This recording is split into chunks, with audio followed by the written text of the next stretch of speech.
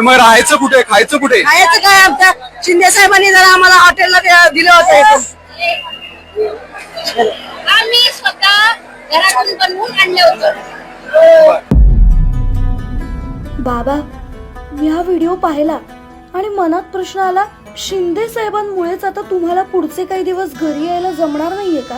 यांच्यामुळेच जरांगे आणि मराठा समाज आज मुंबईत आलाय का? बाबा, आपल्या घरी दरवर्षी गणपती बाप्पा बसतो, पण गणपती आणायला तुम्ही कधीच नसता आमच्या सोबत. माझ्या मित्रमैत्रिणींच्या घरी पण गणपती असतो, पण त्यांचे बाबा नेहमी जातात त्यांच्या सोबत. पण तुम्हाला नेहमीच बंदोबस्ताची ड्युटी लागते. तुम्ही काल रात्री उशिरा घरी आलात ना, तेव्हा मला खूप आनंद झाला. 2 दिवसांनी का होईना तुम्ही घरी आला, पण नंतर तुमची चिडचिड बघून कळलं तुम्ही पुढच्या 4-5 दिवसांचे कपडे घ्यायला आलाय आणि नंतर पुन्हा लगेच निघून गेलात.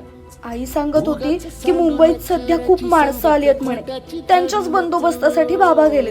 पण बाबा, तुमच्यावर आधीच एवढं कामाचं प्रेशर असताना एवढी माणसं कशी काय आली मुंबईत?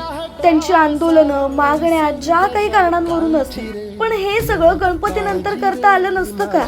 गणपती सारख्या एवढ्या मोठ्या सणाच्या वेळेस सामान्य लोकांना असं वेठीस धरणं कितपत योग्य आहे? गणपतीत पोलिसांवर येणारा ताण दिसत नाही का यांना? आणि या सगळ्याची कल्पना शिंदे साहेबांना असेलच ना.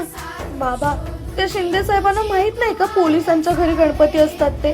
त्यांच्या घरी येत नाही का बाप्पा? आपण विसर्जनाला दरवर्षी गणपती बाप्पाला बोलतो, पुढच्या वर्षी लवकर या. पण बाबा, मी तुम्हाला आज म्हणते, तुम्ही या वर्षी लवकर या. माझ्या देवा काळजी रे.